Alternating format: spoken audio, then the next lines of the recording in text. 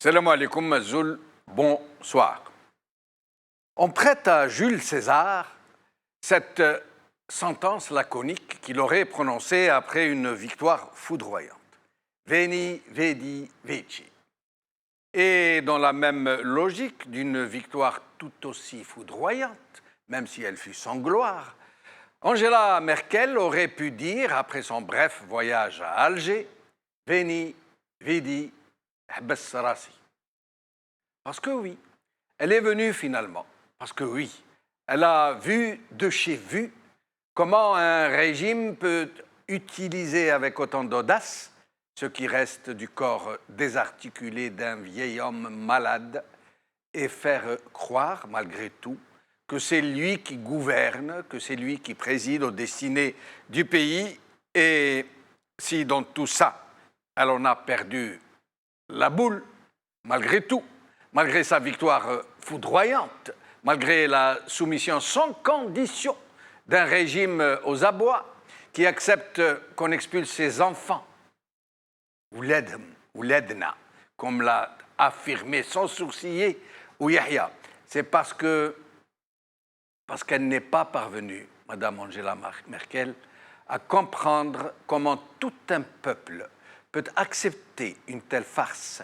Comment toute la presse de ce pays accepte de jouer ce rôle infâme qui lui a été dévolu, imparti.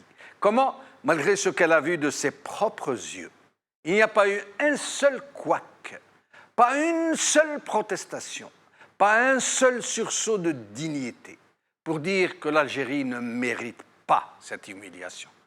Que le peuple algérien aussi est devenu l'otage, au même titre que son pauvre président, d'une mafia qui ne craint même plus le ridicule.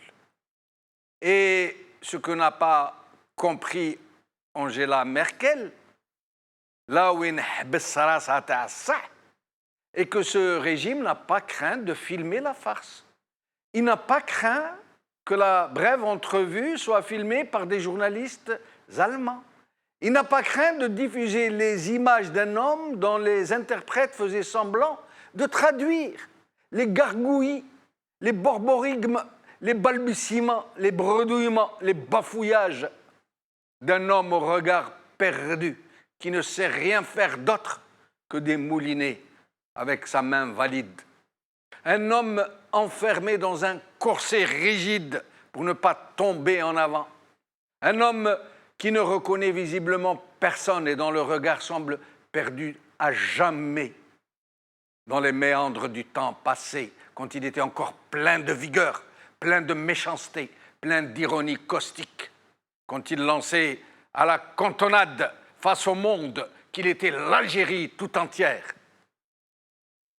Oui, Merkel bessarasha parce qu'elle ne comprend pas que ce régime, qui peut pourtant désigner n'importe qui d'autre, qui il veut, à la présidence de ce pays, s'obstine à vouloir faire rempiler à un 5e mandat cet homme qui bave sur sa cravate et qui ne sait plus qui il est lui-même. Elle ne comprend pas pourquoi les présidents français ont publiquement déclaré qu'ils avaient longuement parlé avec lui de sujets très ardus. Et elle n'a pas compris pourquoi la presse de ce pays répète à l'envi que c'est lui qui a limogé les généraux les plus puissants de ce pays, que c'est lui qui a téléphoné à Macron pendant 2 heures, que c'est lui qui a appelé le ministre de la Santé pour s'enquérir de l'état des Algériens atteints de choléra. À son arrivée, la nuée des responsables algériens en tout genre qu'il avait accueillis l'avait averti que le président était un peu fatigué, que sa voix était faible et qu'elle n'allait pas très bien l'entendre, ni le comprendre peut-être, puisqu'il parlait français ou arabe seulement, mais que ce qu'il disait n'en était pas moins sensé.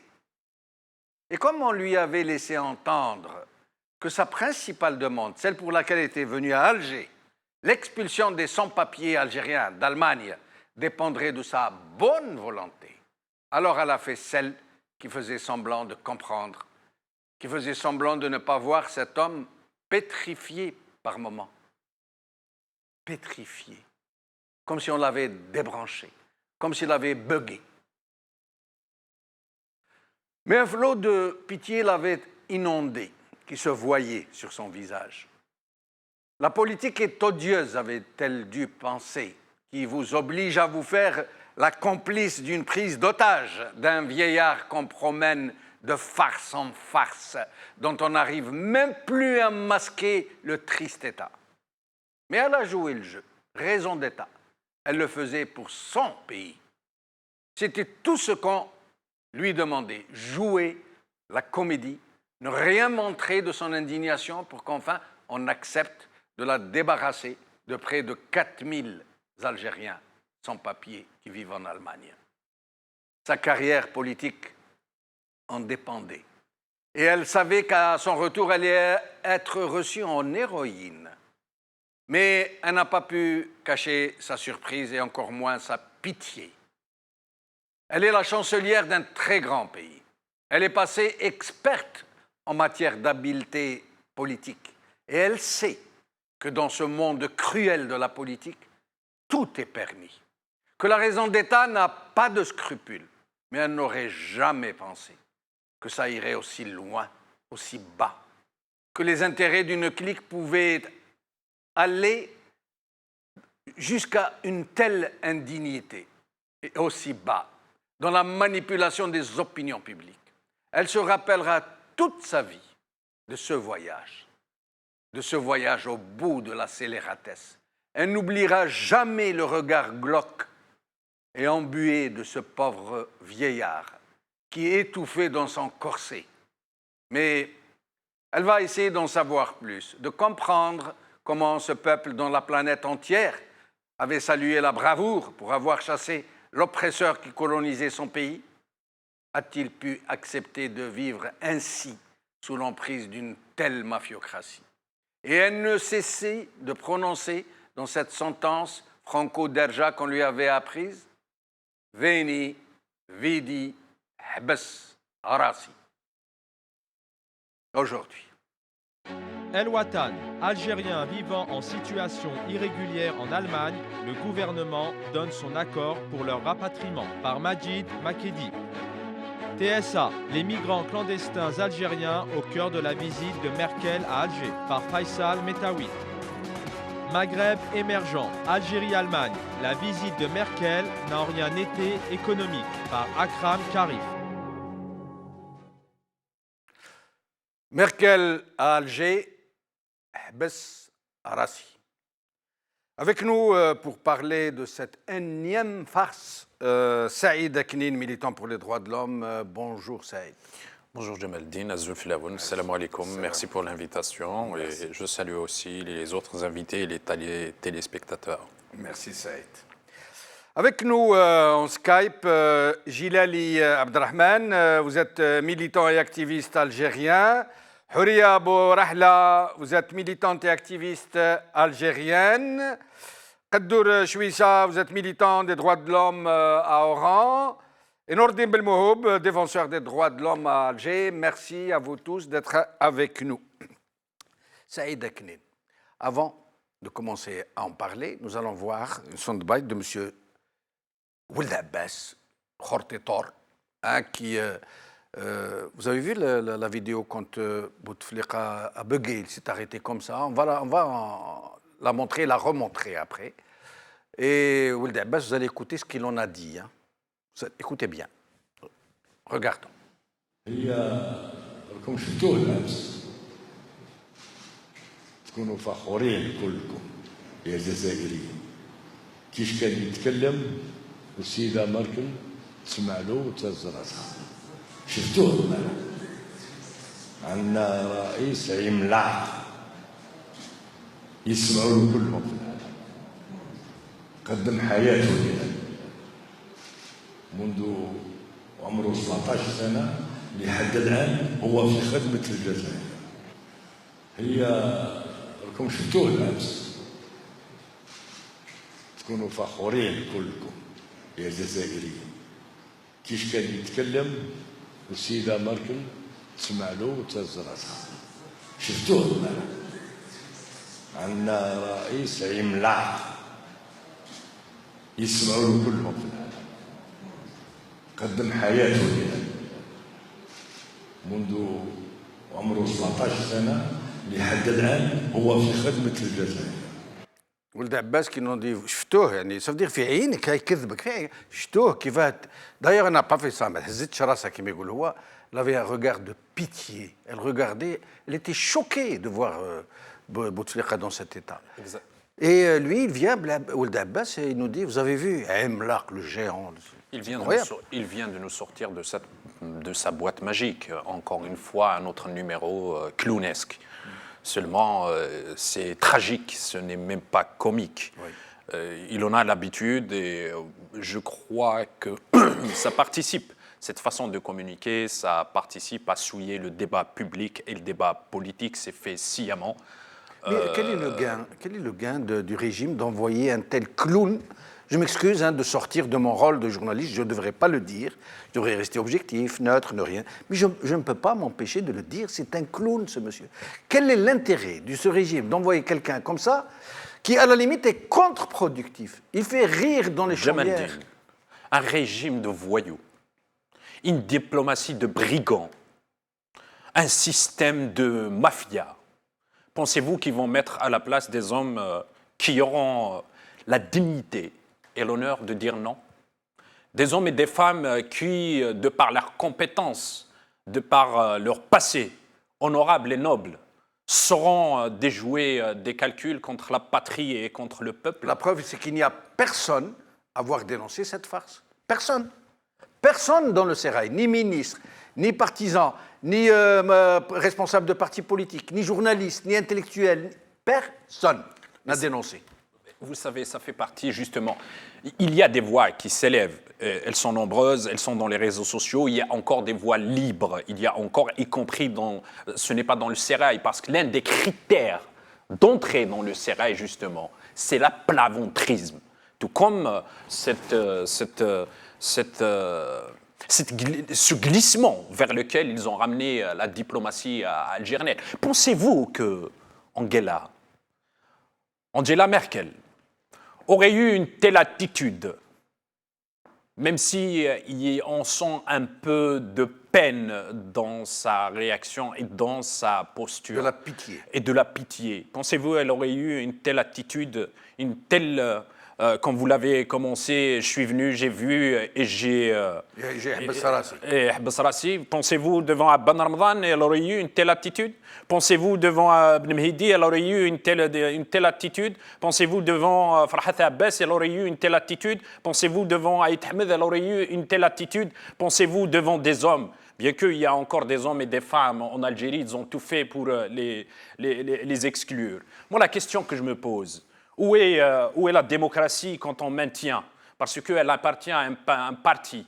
Bien que elle, je la blâme, mais je la comprends. Elle est venue pour chercher les intérêts de son pays. Raison d'État ou pas raison d'État, oui, effectivement, à Francfort, ils ont bien assassiné au nom de la raison d'État. Oui, au nom d'un certain nombre de paramètres, ils viennent, ils pillent, ils sont dans leur rôle. La question qui se pose, parce qu'elle appartient à un parti démocrate chrétien, quelle est cette démocratie quand on cautionne un mensonge d'un homme aussi grabataire? J'ai de la peine pour lui quand je le vois dans cette situation. Ben, vous savez, je me mets à la place de son petit-fils, je me mets à la place de son fils, je me mets à la place, si ce n'était pas cette prise d'otage. J'ai de la peine pour cet homme. Il est en train de souffrir. Il doit être dans une maison de retraite. Il doit se reposer. Maintenant, la chrétienté.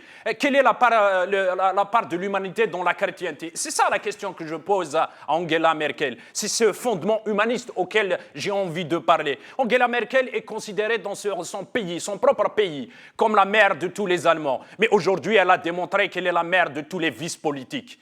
Elle est en cautionnant ce genre. Elle avait annulé, si on se rappelle très bien, le 20 février, elle avait annulé sa visite de Surcroît parce qu'il avait une bronchite. Il n'y avait pas la bronchite, c'est juste qu'elle était dans une situation politique interne qui était favorable pour elle. Et aujourd'hui, elle est dans une autre phase suite aux événements qui se sont passés à Cologne et les agressions dont ont fait l'objet certains Allemands. Et allemande, Elle veut rehausser sa popularité interne et l'élément le plus facile, c'est donc de bonne guerre. C'est les injonctions. Parce que certains parlent d'accord. Il n'y a pas d'accord. C'est de la diplomatie de l'aploventrisme, c'est de la diplomatie de la sous-traitance, c'est de la diplomatie... Mais pourquoi ils ont accepté cette demande de Merkel de reprendre leurs enfants, comme ils disent? Est-ce parce qu'elle cautionne d'une certaine manière la présence de M. Bouteflika en tant que chef d'État? Elle n'est pas là pour cautionner ou ne pas cautionner. Non, par sa présence, je veux dire. Par sa présence, vous savez, quand on n'a pas de crédit, on essaye d'acheter du crédit, c'est comme le téléphone. Ils veulent acheter du crédit par bande interposée. Maintenant, ils veulent acheter du crédit, se faire du crédit. Maintenant, moi, l'élément fondamental du crédit, s'ils veulent donner du crédit et nous dire qu'il est réellement vivant, qu'il est azim, je ne sais pas qu'est-ce qu'il a dit, ce pitre-là, je n'ai même pas à répéter ces mots parce que lui, il est imlaq dans la bêtise humaine. Il est imlaq dans l'indignité. Il est imlaq dans les pitreries. Il est imlaq dans le clownisme. Voici dont il est imlaq, celui qui a fait ses études avec Angela Merkel. C'est que ce chef d'État pris en otage, qu'il parle à son peuple. Voici l'élément fondamental. Maintenant, je reviendrai tout à l'heure à cette expression qui a été utilisée. Ouledna. On va la laisser pour tout à l'heure. Et nous allons recevoir Jilali Abdelrahman. Merci d'être avec nous. Merci, c'est moi qui vous remercie pour l'invitation, c'est Jamaldine. Merci. Alors, qu'est-ce que vous pensez de cette belle prestation de Mme Angela Merkel qui très visiblement était apitoyée, choquée, qui n'arrivait même pas à cacher son émotion, qui montrait très visiblement qu'elle était choquée? Elle est perdue, elle ne s'attend pas à avoir un pareil décor, une pareille mise en scène. Alors que la raison de sa venue, en fait, pour elle, c'était de négocier des choses par rapport à sa politique intérieure. Il faut savoir qu'à l'intérieur de l'Allemagne, ils ont eu besoin d'un afflux de migrants syriens pendant tout un temps pour des raisons de démographie, pour des raisons de fonctionnement économique interne. Mais ces retours-là ont fait qu'à l'intérieur de la politique allemande, elle a eu des pressions, notamment sur la droite de son parti et sur l'extrême droite surtout, qui font qu'ils ont besoin de donner des images, des cautionnements sur un arrêt de cette migration. Et comme pour la gauche de leurs politiciens, ils ne peuvent pas renvoyer des gens dans un pays en état de guerre, comme la Syrie. Ils ont négocié avec les Algériens, elle, pour se soulager d'un fardeau, des Algériens sans papier, irréguliers et qui ne sont pas forcément productifs en Allemagne, dont elle n'a pas besoin. Elle a sacrifié ces Algériens-là avec une négociation avec le gouvernement pour qu'ils s'engagent à ne pas les punir. L'Algérie n'est pas considérée comme un pays en état de guerre. Donc, au lieu de négocier cela juste à distance, ils ont demandé à ce que madame vienne s'asseoir à une comédie en présence d'un vieux malade qui veulent nous faire croire que c'est lui qui gouverne. Tout simplement, c'est un scénario. Mais pourquoi Merkel n'a même pas pris la précaution de donner le change? Ça veut dire, au point où même les grands hommes d'affaires qu'elle a invités à l'accompagner dans son déplacement, juste pour donner le change, ont refusé de l'accompagner. Il n'y a eu quasiment aucun homme d'affaires à l'accompagner. Il n'y a rien. Elle est venue uniquement pour ça, pour obtenir l'accord de principe pour le refoulement, le bannissement de ces sans-papiers. Tout à fait, parce que l'économie en Allemagne fonctionne sur la compétitivité, l'intégrité des références pour pouvoir promouvoir les plus méritants et les plus performants. Et en Algérie, ils se retrouvent avec de la corruption, avec des passe-droits, avec ce qu'on appelle communément la chipa, pour pouvoir accéder à des privilèges. Et donc, c'est pas corrompre dans le sens corruption qu'on entend, mais un petit peu perturber le système de fonctionnement de l'économie allemande qui deviendrait plus, comme nous engage M. Chakib Khalil dans son discours, à accepter la corruption, la drogue, les détournements, le fonctionnement algérien du financement. Et ça n'est pas compatible avec la rigueur allemande, l'intégrité de leur système. Restez avec nous, Abdelrahman Jilali. Nous allons revoir cette scène de M. Bouteflika en train de parler à Merkel, dont M. Ould Abbas nous dit que Merkel était en train de hocher la tête. Vous allez voir qu'elle ne hoche pas la tête du tout. Il a menti. En plus, qu'elle ne regardait même pas Bouteflika qui avait bugué. Il avait bugué, il s'est arrêté comme ça, bouche ouverte. Elle parlait au traducteur qui traduisait ce que ne disait pas Bouteflika. Je vais vous demander de suivre attentivement pour ceux d'entre vous qui ne sont pas convaincus que nous assistons à la plus grande farce de ce siècle, peut-être. Regardez. Cette quatrième rencontre au sommet entre le président de la République, Abdelaziz Bouteflika, et la chancelière allemande Angela Merkel a clairement mis en avant la volonté des deux pays de poursuivre au plus haut niveau des deux États la concertation et la réflexion engagée de longue date. J'aimerais qu'on enlève le son. J'aimerais qu'on enlève le son. C'est moi qui vais commenter. Regardez, j'aimerais qu'on revienne au début, sans le son, s'il vous plaît. Voilà, regardez. Elle parle au traducteur alors que Bouteflika a bugué. Il ne bouge plus. Il a la bouche ouverte, il ne bouge plus, il ne dit plus rien. Voilà, le traducteur le regarde, mais sans rien entendre, et il traduit ce que ne dit pas Bouteflika, qui bouge à peine des lèvres. Et regardez comment elle le regarde, avec quelle pitié elle le regarde. Regardez. Elle ne hoche pas la tête, comme dit Ould Abbas. Voilà, là, elle hoche la tête avec le traducteur. Et Bouteflika, il a bugué, regardez, il ne bouge plus, bouche ouverte. De temps en temps, il bouge un peu la main. Voilà, voilà, voilà. Voilà ce dont nous parle Ould Abbas, Al-Imlaq, devant lequel tous les Algériens sont étonnés, et Merkel qui est tombée en pamoison, elle a failli s'évanouir devant tant de majesté. Avec nous, Houria Bourahla, merci d'être avec nous, Houria. Allô? Allô, Houria, merci d'avoir accepté notre invitation. C'est moi qui vous remercie. Houria, vous êtes très active dans les réseaux sociaux, vous vous exprimez sans gêne et de façon très directe, souvent, avec une grande perspicacité. Qu'est-ce que vous pensez donc de cette visite de Mme Merkel et de sa rencontre avec M. Bouteflika? Il est fort à craindre que vous avez raison sur tout ce que vous avez dit jusque-là, vous et les deux autres intervenants. Moi, ce que j'ai à ajouter, écoutez, il y a un dédoublement. Peut-être que vous avez un retour d'écho, essayez de faire avec, ça arrive de temps en temps, on est désolé. D'accord, ok. Je pense qu'il y va de l'intérêt de la France et des autres. Prions pour qu'ils prennent conscience de la gravité de la situation et qu'ils contribuent positivement au sauvetage d'un naufrage certain. Donc, je ne reviendrai pas là-dessus, vous avez tout dit. L'Algérie est au bord de l'abîme, en quelque sorte. Cependant, nous avons longtemps été naïfs de croire au discours des Occidentaux sur la démocratie, sur les droits de l'homme. Ça n'a de sens qu'intramuraux. Dès que leurs intérêts sont en jeu, adieu principes, adieu valeurs, au placard les conventions universelles, les déclarations, les traités.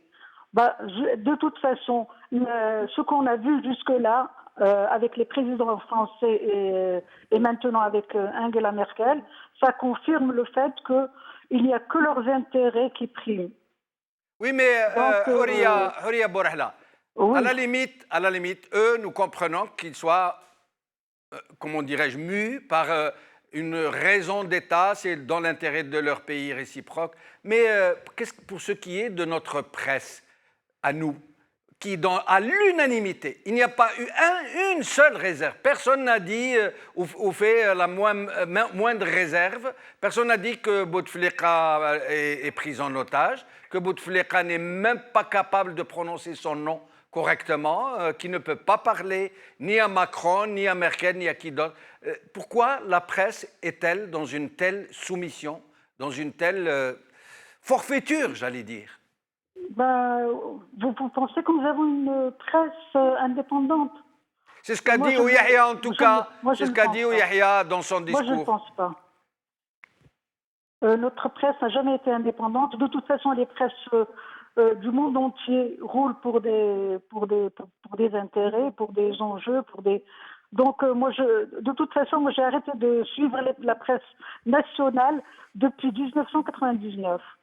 Donc, ce que peuvent dire les journalistes ne peut pas, comment dirais-je, ne pas refléter la réalité de la situation sur le terrain, c'est-à-dire des Algériens. Mais Les Algériens sur le terrain. Mais, Houria, il y a un minimum de décence. À la limite, ne pas dire, se taire, baisser la tête, fermer la bouche, les oreilles, les yeux, j'aurais compris. Mais aller dans le sens de cette prise d'otage, dire de Bouteflika que c'est lui qui limoge, que c'est lui qui parle, que c'est lui qui décide, là, c'est dans l'actif, ce n'est même pas dans le passif. C'est dans la participation, c'est dans l'accomplissement de la forfaiture. C'est gravissime. Oui. Ils auraient pu, pourquoi pas, accueillir Madame Merkel avec le portrait géant de Bouhamsa. Et comme ça, on en finit avec toute cette mascarade. Et comment ont-ils pu oser laisser filmer cette scène où on voit Bouteflika qui est très visiblement, il n'y a plus à le prouver, hors d'état de dire ou de faire quoi que ce soit. Et vous savez que ce que nous avons appris récemment, c'est que derrière sous sa chemise, il y a un corset métallique ou en matière plastique ou je ne sais quoi qui le maintient debout, parce que sans ce corset, il s'effondre vers l'avant et ce corset le fait souffrir. Et quand il est sur son fauteuil, ce corset est fixé au dossier de son fauteuil pour qu'il ne tombe pas en avant. Qu'est-ce qu'on peut dire? Qu'est-ce qu'on peut dire sur tout ça? Nous sommes la risée du monde et bon, je sais pas moi. Il va falloir se décider et faire dégager ce pouvoir. Il faut qu'il dégage, tout simplement, parce que c'est parti pour durer. C'est parti pour durer. Et si on se met pas je sais pas, la démocratie n'a jamais été octroyée gratuitement par amour aux dirigeants. Mais il faut l'arracher par des luttes. Il faut que les peuples conscients, éveillés, véritablement fiers, commencent à bouger. Merci Houria Bourahla, au plaisir de vous revoir. Avec nous, Kaddour Chouicha, militant des droits de l'homme à Oran et universitaire. Kaddour Chouicha, merci d'être avec nous. Je vous remercie et le bonjour à tout le monde. Merci. Alors, avant de vous recevoir, nous allons voir une courte intervention lors de cette conférence de presse de M. Ouyahia, qui va nous parler de traducteur. Écoutez bien, en vous rappelant que tout naturellement, l'Algérie étant dans sa constitution d'expression arabe, l'arabe est la langue nationale et officielle du pays, ainsi que la mazirité, et il aurait dû y avoir tout naturellement des interprètes qui maîtrisent ces langues. Écoutez, M. Ouyahia.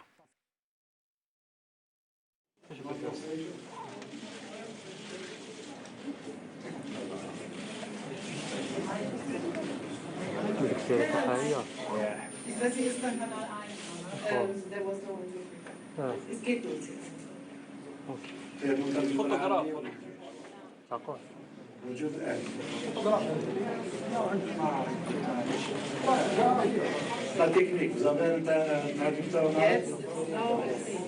en français. Donc, je vais faire la déclaration préliminaire en français. Alors, la présidence de la République algérienne démocratique et populaire et le gouvernement de la République algérienne démocratique et populaire, etc., ne disposent pas de traducteurs arabes-allemands. C'est quand même incroyable. Et ça veut dire qu'ils ne s'assurent même pas avant la conférence s'il y en a ou s'il n'y en a pas.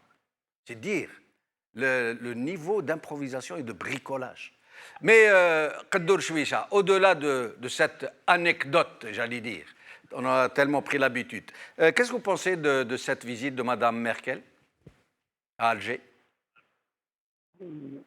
Toutes ces péripéties me rappellent ce que j'avais entendu lorsque j'étais lycéen quand on nous parlait de dépeçage de l'État ottoman, c'est ce qu'on appelait l'homme malade. Nous sommes dans la même situation, même si comparaison n'est pas raison. Nous sommes un pays qui avait une certaine place à un certain moment, maintenant qui est en train d'être dépecé, que ce soit par des acteurs internes ou bien des acteurs externes. Je pense qu'il faut comprendre cela, l'indice de la visite de Merkel. Deuxièmement, je n'ai pas la même vision idyllique que ce soit de l'Allemagne ou bien de Merkel, pour dire qu'il fallait qu'elle ait de la pitié ou bien qu'elle ne joue pas, ou bien... Je tiens juste à rappeler que l'Allemagne a été le premier pays qui a exigé que le peuple grec, la population grecque, souffre sans état d'âme. Alors que nous rappelons que la Grèce fait partie de l'Union européenne. Comment voulez-vous maintenant que la même Merkel ou bien que le même gouvernement ait de la compassion pour un État qui n'est pas de l'Union européenne, qui est tenu par une mafia? Donc je pense qu'il faut comprendre son acte comme étant un acte de complicité clair. Je n'y vois ni compassion ni quoi que ce soit. C'est une participation volontaire. Et je pense que nous sommes dans cette situation. Et Chaque pays pas d'état d'âme à ce point pour venir participer, cautionner une prise d'otage, à la seule condition que l'État algérien reprenne ces 4000 sans-papiers, comme ça, sans autre forme de procès? Pas d'état d'âme. Il n'y avait même pas la question des migrants pour la population grecque. Et elle a poussé à ce que la population grecque vive un état désastreux, qu'on abaisse les salaires, les retraites, sans état d'âme. Pourquoi voulez-vous qu'elle ait un état d'âme pour une personne? Je pense qu'il faut savoir ce qu'on est en train de vivre. Et quand elle déclare à la presse algérienne, d'ailleurs l'expression, le journal L'Expression l'a repris à la une, bien sûr.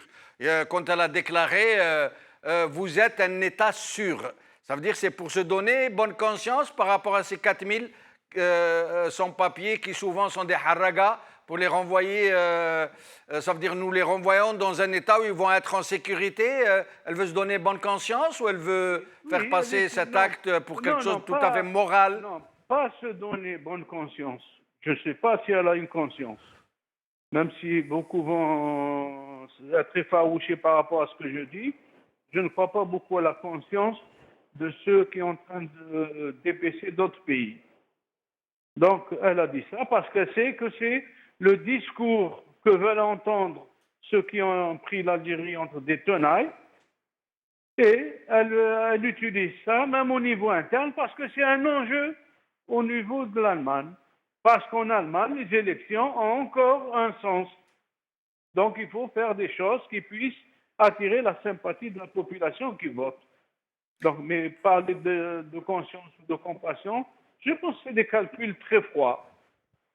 Et vous, en tant que militant, vous, en tant que militant des droits de l'homme, une telle scélératesse, je m'excuse de me répéter, une telle scélératesse, est-ce qu'elle passe sur le plan du droit, que deux États comme ça conviennent sur le dos de 4000 jeunes qui se sont exilés dans des conditions très difficiles, très périlleuses, les rendre comme ça à leur expéditeur, j'allais dire, juste parce qu'elle est venue cautionner une farce? Ça nous donne une image de la politique du gouvernement allemand. Je rappelle que la Belgique avait essayé aussi de demander à ce que l'Algérie soit déclarée un pays sûr pour pouvoir envoyer les Algériens. Et finalement, les instances officielles en Belgique ont refusé, ont déclaré l'Algérie toujours comme étant un pays non sûr. Donc cette position n'est pas celle de l'Allemagne officielle. Ça veut dire que l'Allemagne a une autre politique, un autre point de vue sur ces questions-là. Donc ça ne l'intéresse pas de savoir quel va être le sort de 4 000 ou 40 000 ou 100 000. N'oublions pas aussi, on veut oublier. L'Allemagne a-t-elle été partie prenante dans les différentes guerres auxquelles a participé la communauté internationale contre des pays comme la Syrie, comme l'Irak, comme la Libye, comme... Est-ce qu'on va effacer ça d'un seul coup? Non, je pense c'est nous qui sommes peut-être innocents ou bien naïfs.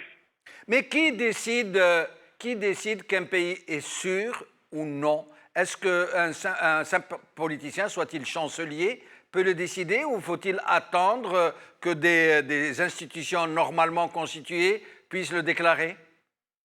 Je vous rappelle, si je ne me trompe pas, l'exemple de la Belgique. Le gouvernement avait proposé que l'Algérie soit déclarée sûre. Et je pense que c'est le Parlement belge qui a débattu et qui a dit que non, vous ne nous avez pas convaincus. Nous considérons toujours l'Algérie comme étant un pays, surtout que des organisations non gouvernementales algériennes avaient adressé des rapports au Parlement belge pour leur dire vous vous trompez sur toute la ligne si vous dites que l'Algérie est un pays sûr. Donc ce n'est pas le même mécanisme en Allemagne. Et quand M. Ouihia dit d'amnistie, quand on lui a fait le reproche que l'Algérie a été condamnée plusieurs fois par Amnesty International, qu'il répond, connaissez-vous un pays au monde qu'Amnesty International n'a pas condamné? Est-ce beauté en touche? Non, je pense qu'il est assez intelligent pour utiliser des demi-vérités et des demi-mensonges. Amnesty est dans son rôle de condamner tous les dépassements dans tous les pays. Merci. Merci Khadour Chouicha, au plaisir de vous retrouver. Je reviens à vous, Saïd. Vous vouliez parler tout à l'heure d'Ouihia quand il disait « Ouladna », on reprend nos enfants. Et je vous avais interrompu. Exactement. Moi, je pourrais qualifier cette expression de sacrilège. Ils osent, les enfants du système, les ministres, les généraux, les présidents, les oligarques, ceux qui ont pillé ce pays. Nietzsche disait, avant de poser la question du comment, posons la question du pourquoi. Pourquoi ces enfants sont partis? Pourquoi ils prennent des embarcations de fortune? Pourquoi qu'il y a des mères qui pleurent leurs enfants? Pourquoi qu'il y a des villages qui pleurent? Pourquoi qu'il y a des villes entières qui pleurent les meilleurs de leurs enfants qu'ils ont perdus parce qu'ils ont perdu espoir? Parce que c'est la hugra, parce que c'est le chômage, parce que c'est la misère, parce que c'est la police. Quand ils sortent dans la rue, on leur sort la police. Donc, qu'ils aient la décence de se taire et de ne pas dire que nous sommes leurs enfants. Nous sommes les enfants du peuple, nous sommes les enfants de l'Algérie. Nous ne sommes pas leurs enfants. Qu'ils n'osent pas dire aujourd'hui que les jeunes Algériens qui prennent des embarcations de fortune sont leurs enfants. Pourquoi? Parce que leurs enfants à eux, ils ne prennent pas des embarcations de fortune. Leurs enfants à eux, c'est par téléphone qu'ils s'enrichissent. Leurs enfants à eux, c'est par téléphone qu'ils torpillent la justice. Leurs enfants à eux, ils ne courent pas derrière la fibre végétale qu'on appelle injustement les papiers, qu'ils ne sont pas stigmatisés dans les pays étrangers, qu'ils ne sont pas considérés comme des infrahumains, qu'ils ne sont pas considérés comme des pestiférés, qu'ils ne sont pas là à dormir d'or, à être des SDF, à se faire agresser, à se faire frapper, que leurs enfants à eux, ils leur ont payé les meilleures écoles, les meilleures universités, et en plus de ça, avec le détournement de l'argent du pays, qu'ils n'osent pas dire que ce sont leurs enfants, qu'ils se taisent à jamais, ces gens-là, qu'ils disparaissent de la circulation. Certains diront que c'est un langage de haine. Non, ce n'est pas un langage de haine. Je suis un enfant du peuple, j'ai vécu comme ces jeunes-là. Qu'est-ce qui m'a ramené? Vous savez, je viens d'une région où l'exil est une culture. On a chanté, on a sculpté, on a peint les moments de joie et de malheur qu'on n'a pas vécu avec les nôtres. Je viens d'une région où l'exil est une culture. Ces gens-là, ce n'est pas par gaieté de cœur qu'ils quittent leur pays. Ces gens-là, ce n'est pas par gaieté de cœur qu'ils font la salette de la mort. Parce qu'avant de prendre une embarcation de fortune, il y a une prière qu'ils font pour quitter le pays. Et ces jeunes-là, ce n'est pas leurs femmes, ce n'est pas leur grand-mère, ce n'est pas de ce système qui pleure. Des milliers d'Algériens qui sont mangés par les poissons dans la mer. Donc, ils se taisent, ces gens-là. Donc, moi, je suis l'enfant du peuple. C'est l'injustice qui m'a ramené ici. Moi, mon père, Mon défunt père ne m'a pas dit bâtis ta maison à l'étranger ou je ne sais pas quoi. Il m'avait dit, reviens dans ton pays et bâtis ta maison. Reviens dans ton pays et travaille pour ton pays. Et reviens dans ton pays et aide ton pays. Aide tes frères, aide tes sœurs, aide les gens qui sont dans le besoin. Voici ce qu'il m'a dit mon père. Mais par contre, eux, qu'est-ce qu'ils disent à leurs enfants? Voler, tricher, arnaquer, ne soyez pas sincères. Donc, ils sont indignes d'être mon père. Mon père, qu'est-ce qu'il m'a appris? Différemment d'eux, qu'est-ce qu'ils ont appris pour leurs enfants? Mon père, il m'a appris à être sincère. Mon père, il m'a appris à gagner ma vie à la sueur de mon front. Vous savez, mon père, il m'a légué la chose la plus belle dans ce monde. Il ne m'a pas légué des milliards. Il ne m'a pas légué des fortunes. Il m'a légué une éducation. Il m'a légué le sens et l'amour de la patrie. Il m'a légué l'amour de la famille. Il m'a légué l'amour des pauvres. Il m'a légué l'amour de mon prochain. Il m'a légué la sincérité, l'honnêteté. Il m'a légué à me réveiller le matin, à me retrousser mes manches et travailler dur pour gagner ma vie. Voici ce qu'il m'a légué, mon père. Contrairement à eux, qu'est-ce qu'ils ont légué pour leurs enfants? Voler le pays, tricher. C'est ce qui a poussé ces gens-là à quitter le pays. Vous savez, ce n'est pas les chiffres. Une vie humaine dépasse tous les chiffres. Une seule vie dépasse tous les chiffres. Mais eux, les vies humaines, pour eux, elles ne comptent rien. Ils n'ont pas de cœur. Ils ont des bourses. Ils ont des porte-monnaies à la place des cœurs.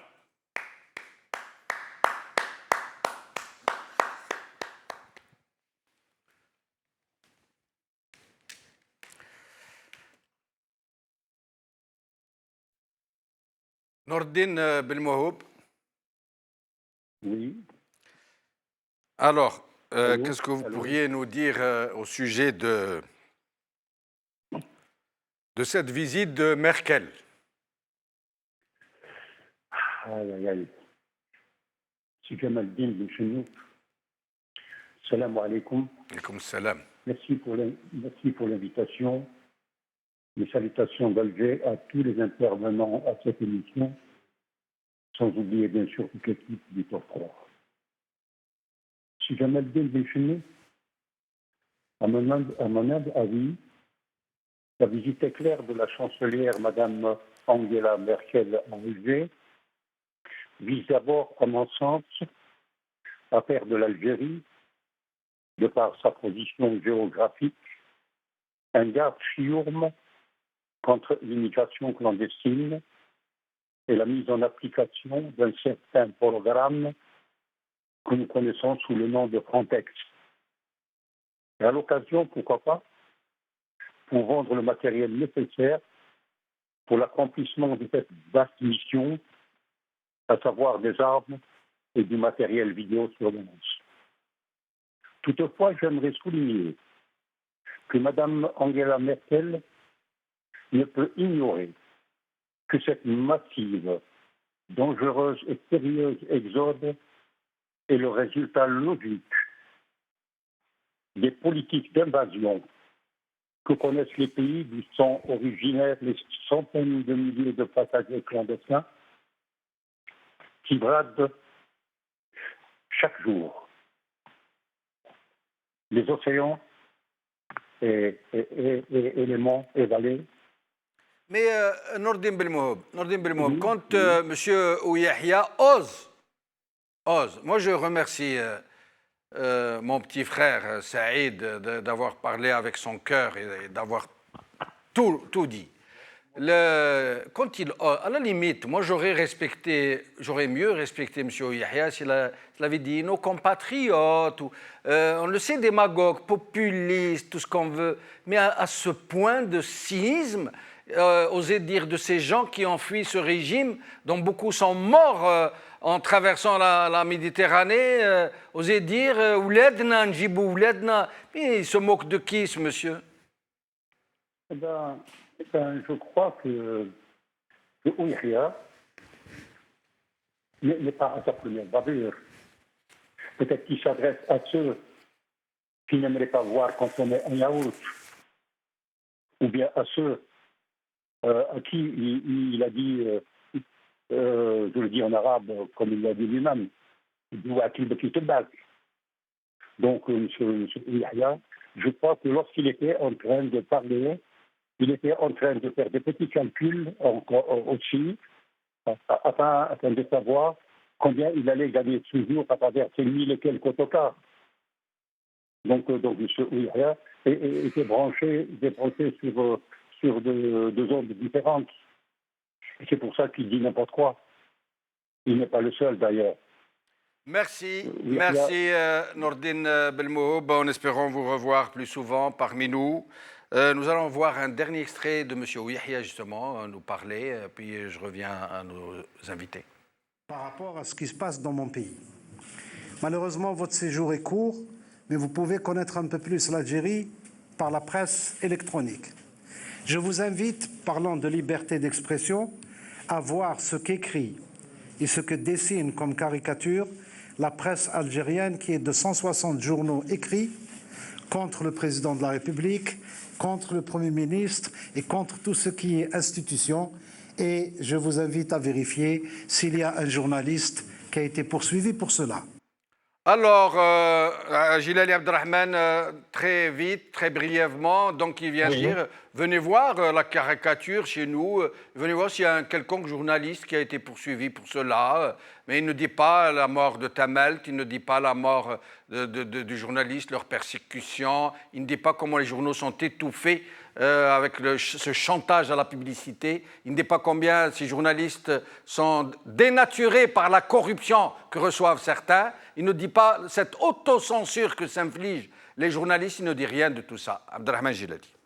Oui, bien sûr, parce que les journalistes, maintenant, ils ne peuvent pas fonctionner comme ils veulent parce qu'il y a la menace sur l'impression, la menace sur les factures impayées, les impôts, la menace sur la publicité qu'ils ne peuvent plus avoir, donc ils sont asphyxiés. Donc un journaliste aujourd'hui, il peut écrire une fois réellement contre le pouvoir et ça sera une fois trop. Donc ils essayent d'insinuer qu'il y a une démocratie, mais on oublie qu'aujourd'hui, des hommes tout à fait intègres, propres et bien connus ne peuvent même pas circuler librement dans le pays pour parler à leurs concitoyens. Il ne s'agit même pas d'organiser une manifestation ou un rassemblement populaire.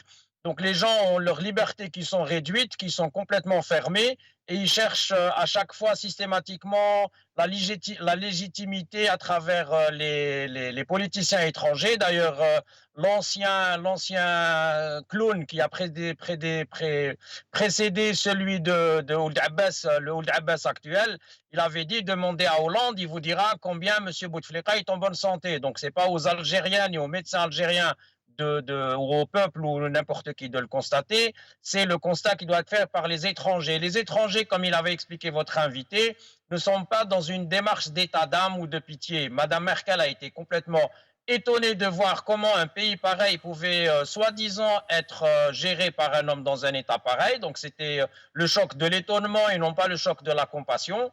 Et elle, c'est pour ses intérêts qu'elle fait cette démarche-là. De toute façon, on peut les détailler, ils peuvent être nombreux. Mais ces gens-là, quand l'Algérie était en train de crouler sous le terrorisme, ils ont dit c'est pas grave, c'est loin de chez nous. C'est quand ils ont eu le terrorisme chez eux qu'ils ont dit ah nous sommes Paris, nous sommes Charlie, nous sommes X et Y.